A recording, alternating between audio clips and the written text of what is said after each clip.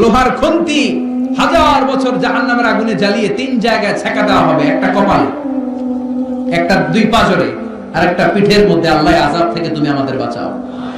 আবার বিষ্ণু বললেন সুজাআন আকরা, টেকো সাপ, অ্যানাকোন্ডা, পাইথনের মতো ভয়ঙ্কর সাপ, যে সাপের মাথায় কোনো চুল নাই, পৃথিবীর সাপের মতো নয়, এর চাইতো অনেক অনেক বেশি ভয়ঙ্কর হবে সে সাপ। পা থেকে পেঁচিয়ে কোমর, কোমর থেকে পেঁচিয়ে গলা, গলা থেকে পেঁচিয়ে চোখের সামনে এসে বলবে আনা মালুক আনা কানজুক, আমি তোর ব্যাংক ব্যালেন্স, আমি তোর টাকা, আমি তোর এফডিআর, আমি তোর সঞ্চয়পত্র, আজকে আমারে খা। আজকে কি সাপ ওরে খাবে না ও সাপেরে খাবে? সাপের এক একটা ছোবলে তার পুরো দেহটা পয়জনাস হয়ে, ভেনামাস হয়ে, বিষাক্ত হয়ে জমিনের ভেতরে 70 হাত গেড়ে যাবে।